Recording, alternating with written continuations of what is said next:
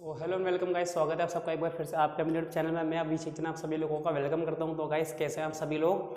तो जैसा कि मैंने आप सभी लोगों से वादा किया था कि आप अगर ज़्यादा से ज़्यादा मुझे पूछेंगे, कमेंट करेंगे, और काफ़ी लोगों का कमेंट आया इंस्टाग्राम पे, काफ़ी बच्चों का मैसेज आया कि सर आप हमें गाइड कीजिए कि हमें किस तरह से अपनी पढ़ाई करनी है ताकि हम हिंदी मीडियम के बच्चे इंग्लिश मीडियम में होती है, देखिए बीटेक सारा इंग्लिश में आता है, तो उसे किस तरह से कवर कर सके और थर्ड सेमेस्टर को एक ही बार में क्लियर कर सके। तो अब मैं आपको पूरा ठीक है थर्ड सेमेस्टर के बारे में जानकारी देने वाला हूँ। ठीक है, तो आप लोगों को क्या करना है, वीडियो बहुत अच्छे से देखना है, ज़्यादा से ज़्यादा प्लीज़ रिक्वेस्ट है सबसे शेयर करें अपने सभी दोस्तों के साथ, जिससे सभी लोग आगे के लिए तैयारी कर सकें, अपनी स्टार्ट कर सकें। और वीडियो को आपको पता है लाइक तो करके जाना ही है। चलिए, तो हम बात कर रहे हैं, आप जब जाओगे गाइस तो आपको देखिए थर्ड सेमेस्टर में डायरेक्टली एडमिशन मिलेगा। इस बार जो पढ़ाई होगी, आपके कॉलेज नहीं खुलेंगे, डायरेक्ट एग्जाम देने जाना पड़ेगा। पूरी आपको देखिए ऑनलाइन, जो गवर्नमेंट कॉलेज वाले ऑनलाइन पढ़ा रहे होंगे, नहीं पढ़ा रहे होंगे, जो भी है, और आप डायरेक्टली जाओगे तो ये नहीं कि आपको फर्स्ट चैप्टर से स्टार्ट कराया जाएगा, तो आप लोगों को काफ़ी समस्या आएगी। ठीक है, लेकिन अब आप घर बैठे ही समस्या को दूर कर सकते हैं। कैसे? सबसे पहले तो देखिए आपको क्या करना है, सिलेबस डाउनलोड कर लेना है। सिलेबस डाउनलोड कर लेना है, तो मैं आपको सिलेबस प्रोवाइड करूंगा। इसके लिए आपको क्या करना है, लिंक के डिस्क्रिप्शन में जाना है, और टेलीग्राम चैनल है मेरा, वहाँ पे आपको टेलीग्राम चैनल को ज्वाइन कर लेना है, और वहाँ पे मैं पीडीएफ डाल दूंगा, तो जिस ब्रांच का पीडीएफ हो वो अपना सिलेबस डाउनलोड कर सकता है। अब थर्ड ईयर में देखिए क्या होता है गाइस, 6 सब्जेक्ट होते हैं, 1 2 3 4 5 6, आपके 6 सब्जेक्ट होते हैं, ध्यान रखेंगे। और हर सब्जेक्ट में गाइस यहाँ फिक्स है, बीटेक में हर सब्जेक्ट में आपके 5 चैप्टर होते हैं। ठीक है, हर सब्जेक्ट में 5 चैप्टर होते हैं, तो 6 सब्जेक्ट के 5 चैप्टर हो गए, कितने, 6 पंजे 30 चैप्टर हो गए। और हर चैप्टर में से, जैसे मान लीजिए यहाँ 5 चैप्टर है, ठीक है, 1 2 3 4 5 चैप्टर है। इन 5 चैप्टर में से, हर चैप्टर में से 16 नंबर का, हर चैप्टर में से 16 नंबर के क्वेश्चंस आते हैं। ठीक है, फिक्स है कि इस चैप्टर में से 16 नंबर का, इस चैप्टर में से 16 नंबर का, हर चैप्टर में से 16 नंबर के क्वेश्चन आएंगे ही आएंगे। तो टोटल कितने हो गए, 16 पंजे 80। तो 80 नंबर का तो आपका थ्योरी का एग्जाम होता है, और 20 नंबर आपके इंटरनल भेजे जाते हैं, तो इस तरीके से आपका 100 नंबर का हो गया ये। ठीक है, अब आपको तैयारी कैसे करनी, तो जिस टाइम पे हम पढ़ते थे गाइस, कई बच्चे क्या करते थे, बोले 3 चैप्टर, कोई से भी 3 चैप्टर तो बहुत अच्छे से पढ़ लो, यानी कि आप 3 चैप्टर पढ़ते आपके 48 नंबर का पक्का हो गया, और बाकी 2 चैप्टर को हवाबाजी में, मतलब थोड़ा इसकी रीडिंग कर लो कि कुछ लिख सके। ठीक है, लेकिन हमारे सामने क्या है, हमें याद तो चीजें हो जाएंगी, लेकिन हमें इंग्लिश में लिखना है और इंग्लिश में समझना है, तो वो कैसे करें, उस समस्या के लिए मैं आपको बताता हूँ। देखिए, मान लीजिए मैं इलेक्ट्रिकल का हूँ, ठीक है, तो मैं देखता हूँ कि इलेक्ट्रिकल में मान लीजिए थर्ड सेमेस्टर में हमारी तो मशीन है। ठीक है, सीधी बात है भाई, मशीन वाला सब चैप्टर है। ये हम आ गए मशीन के ऊपर, मान लीजिए मैंने एक सब्जेक्ट उठा लिया मशीन।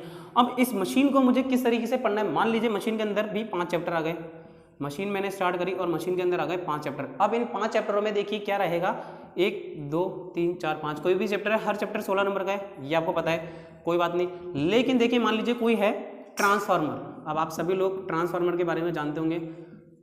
ठीक है, जो है, अब ट्रांसफार्मर की डेफिनेशन क्या है, ट्रांसफार्मर एक उपकरण है जो कि स्थिर फ्रिक्वेंसी पर, ठीक है, वोल्टेज को स्टेप अप और स्टेप डाउन करता है। अब आपको अगर ये चीज हिंदी में याद है तो आपको प्रैक्टिस इतनी आनी चाहिए कि अपन डिप्लोमा कर लिया, इंग्लिश आनी चाहिए कि transformer is a device which convert electrical energy from one voltage to another voltage at same frequency. तो ये आपको याद करने में कोई दिक्कत नहीं आनी चाहिए, लेकिन अगर आपको हिंदी में याद है तो वहां आप इंग्लिश में लिख पाओगे। अब क्या करना है, देखिए गाइस, आप क्या करना है, आपके आसपास में अगर कोई गवर्नमेंट कॉलेज है तो, और जिस कॉलेज में आप रिपोर्ट करने जा रहे हो वहीं से आप किताब की जेरोक्स ले सकते हो। अगर वहाँ फोटोकॉपी वाला है तो वहाँ आपको किताब की जेरोक्स मिल जाएंगी। ठीक है, सीबीएच और सीबीसी पब्लिकेशन की, सीबीएच और सीबीसी पब्लिकेशन की होती है, college book house, college book centre या यूनिक। ठीक है, यूनिक पब्लिकेशन की भी बुक आती है, वहाँ पे आपको 6 के 6 सब्जेक्ट की फोटोकॉपी मिल जाएगी। आप चाहो तो फोटोकॉपी ले लो या मार्केट से बुक परचेज कर सकते हो।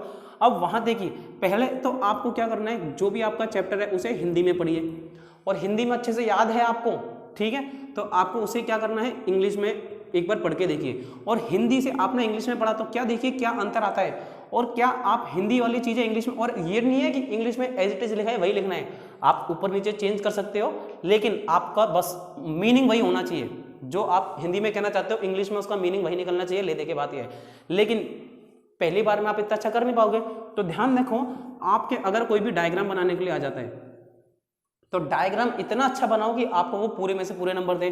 प्लस अगर मान लीजिए कोई डेरिवेशन है तो डेरिवेशन वाली चीज़ें तो देखिए हिंदी इंग्लिश कोई फर्क पड़ता नहीं है, तो डेरिवेशन जितने भी चैप्टर में वो बहुत अच्छे से पढ़ के देना, डेरिवेशन आती है।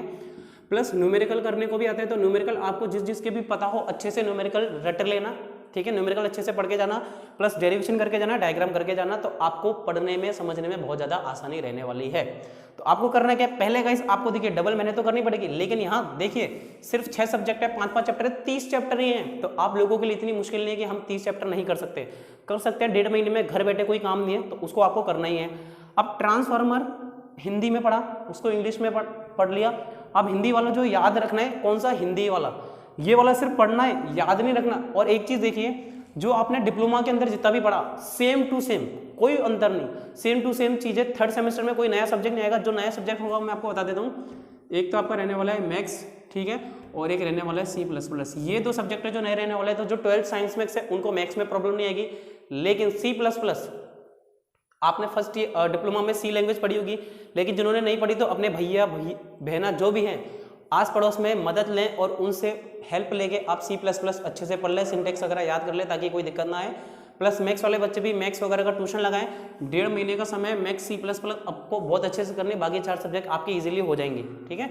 तो बाकी 4 सब्जेक्ट में कितने बचे, 5 के सबसे 20 चैप्टर, तो वो आपको 20 चैप्टर पढ़ने कैसे, हिंदी में। आपके पास डिप्लोमा की सारी बुकें हिंदी में है, तो आपको करना क्या, इंग्लिश की फोटोकॉपी करा लेना, जिस भी कॉलेज में जाओ वहाँ फोटोकॉपी वाले के पास उपलब्ध होती है फोटोकॉपी किताबें, फोटोकॉपी ले लेना, या खरीदना चाहो तो खरीद लेना, एक किताब 200-250 की आएगी, खरीदो, उसको पहले हिंदी में अच्छे से याद करो, पहले हिंदी वाला, अगर अभी बुकें नहीं है आज से ही हिंदी में याद करना चालू कर दो, फिर उसे आपको क्या करना है, बाद में इंग्लिश में पढ़ना है, सिर्फ याद नहीं करना क्योंकि याद होगा भी नहीं, पढ़ना है।